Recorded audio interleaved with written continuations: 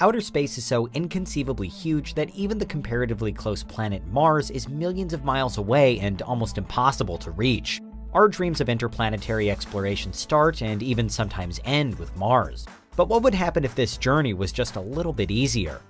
Mars actually moves closer and further away from Earth all the time, because the orbits of both planets are elliptical and not perfectly spherical. At its furthest, it's an enormous 250 million miles from us, when we and the red planet are on opposite sides of the Sun. But in 2018, Mars moved the closest to us it had been for 15 years, when it was only 35.8 million miles away. But wait, why is moving Mars even a thing that anyone would even consider? Reason number one is that there's a hope that if Mars were to in some way budge Earthwards, then it could move further into the solar system's habitable zone and produce Earth-like conditions.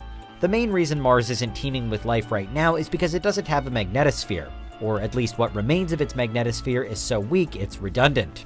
Motion in the partially liquid core of the Earth is what produces our magnetosphere. Mars's core, at a point in the distant past, is thought to have turned solid, leaving the atmosphere to become extremely thin with nowhere near enough oxygen for life. Bringing Mars closer to the Earth and the Sun wouldn't fix this problem, and in fact, it might make things even worse. Earth's robust atmosphere is what protects us from solar radiation, but Mars doesn't have that kind of protection. Move it closer to us then, and it'd get bombarded with more and more radiation unless something was done to shield it first. While theoretically it is possible to reboot Mars's magnetosphere if we were able to turn its core molten again, once more the technology to do so doesn't exist.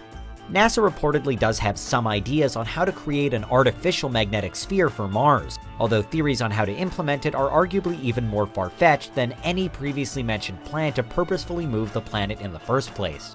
It'd be a round-the-clock and incredibly expensive job, but were we ever to reach such a point, then Mars could be livable, and any successful attempt to move it closer to us would only improve the situation, providing a safer climate and a shorter commute. They'd be the first two steps in the grandest of grand terraforming schemes, and would ultimately enable the planet to begin terraforming itself under new conditions. The worst-case scenario would be planet-on-planet impact.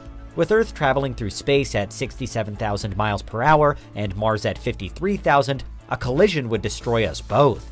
While the remnants of the planets could someday reform into a new, possibly larger planet, possibly also with the potential for life, such an event would definitely spell the end for humanity as we know it. Luckily, space is so vast that the chances of that actually happening are incredibly slim. What's more likely is that a roaming Mars would fall out of the solar system completely or plummet into the Sun. Fortunately, it would miss us. Unfortunately, all of those positives gained by Mars moving closer to Earth would have been lost too. That said, even if Mars were to move and then somehow stop at a closer but seemingly safe distance from Earth, we'd still face other major issues linked to orbital resonance, where Mars's new position interferes with Earth's own spot in the solar system.